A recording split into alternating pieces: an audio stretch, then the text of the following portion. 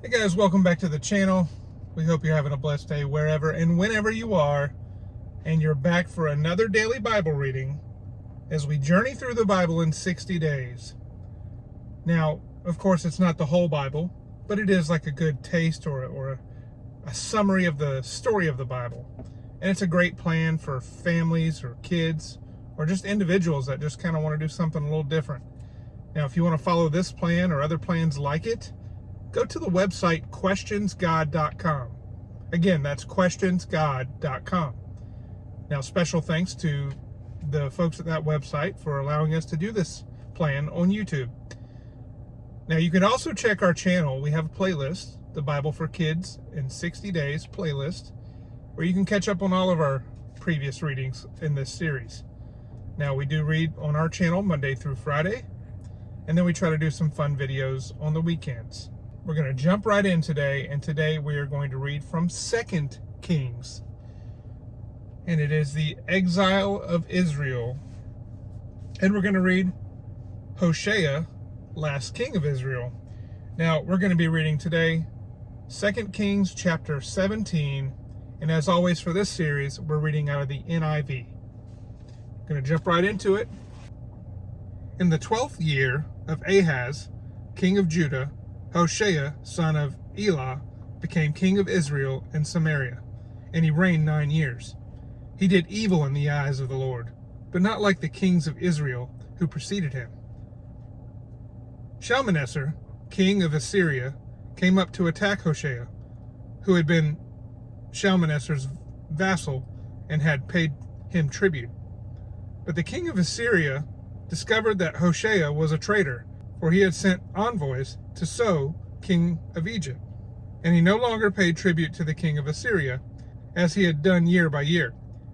Therefore Shalmaneser seized him and put him in prison. The king of Assyria invaded the entire land, marched against Samaria, and laid siege to it for 3 years. In the 9th year of Hoshea, the king of Assyria captured Samaria and deported the Israelites to Assyria. He settled them in Halah, in Gozan, on the Habor River, and in the towns of Medes. Israel exiled because of sin. All this took place because the Israelites had sinned against the Lord their God, who had brought them up out of Egypt, from under the power of Pharaoh, king of Egypt. They worshipped other gods and followed the practices of the nations the Lord had driven out before them, as well as the practices that the kings of Israel had introduced. The Israelites secretly did things against the Lord their God that were not right. From watchtower to fortified city, they built themselves high places in all their towns. They set up sacred stones and Asherah poles on every high hill and under every spreading tree. At every high place they burned incense, as the nations whom the Lord had driven out before them had done. They did wicked things that aroused the Lord's anger. They worshipped idols, though the Lord had said, "You shall not do this." The Lord warned Israel and Judah through all his prophets and seers. Turn from your evil ways, observe my commands and decrees, in accordance with the entire law that I commanded your ancestors to obey, and that I delivered to you through my servants the prophets. But they would not listen, and as were stiff-necked as their ancestors, who did not trust in the Lord their God, they rejected his decrees and the covenant he had made with their ancestors and the statutes he warned them to keep. They followed worthless idols and themselves became worthless. They imitated the nations around them, although the Lord had ordered them, "Do not do as they do."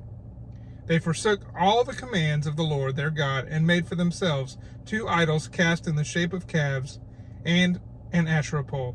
They bowed down to all the starry host, and they worshipped Baal. They sacrificed their sons and daughters in the fire. They practiced divination and sought omens, and sold themselves to do evil in the eyes of the Lord, arousing his anger. So the Lord was very angry with Israel and removed them from his presence. Only the tribe of Judah was left, and even Judah did not keep the commands of the Lord their God. They followed the practices Israel had introduced.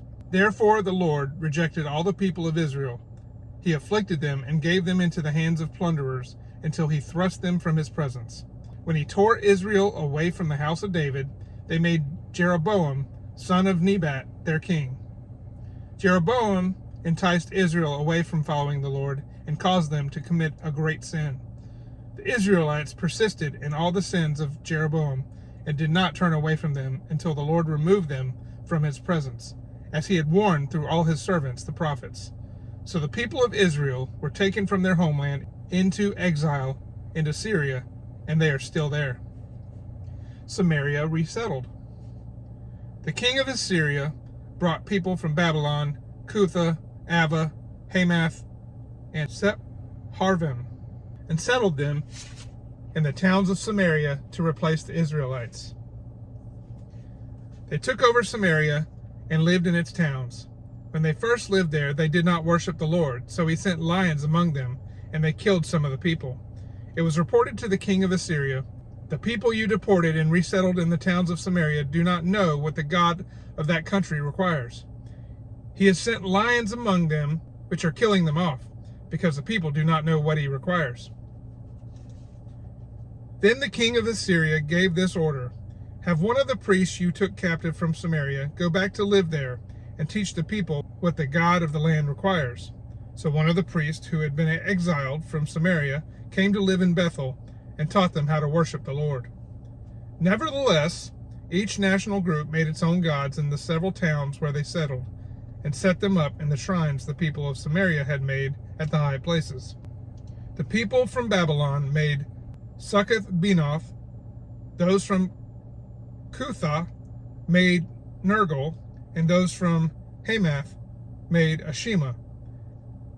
The Avites made Nibhaz and Tartak, and the Sepharvites burned their children in the fire as sacrifices to Adramelech and Anamelech, the gods of Sepharvaim. They worshipped the Lord, but they also appointed all sorts of their own people to officiate for them as priests in the shrines at the high places. They worshipped the Lord, but they also served their own gods in accordance with the customs of the nations from which they had been brought. To this day they persist in their former practices. They neither worship the Lord nor adhere to the decrees and regulations, the laws and commands that the Lord gave the descendants of Jacob, whom he named Israel. When the Lord made a covenant with the Israelites, he commanded them, "Do not worship any other gods or bow down to them, serve them, or sacrifice to them. But the Lord who brought you up out of Egypt with mighty power and outstretched arm is the one you must worship. To him you shall bow down, and to him offer sacrifices.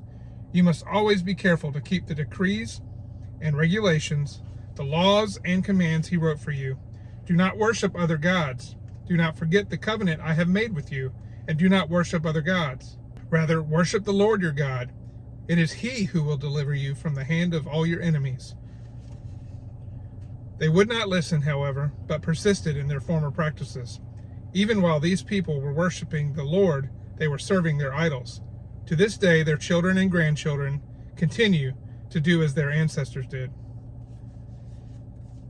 And that was 2 Kings chapter 17.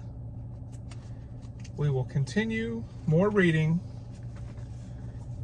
as we are approaching the halfway point of our Bible in 60 days. We're glad you joined us. We hope you'll join us on the next one.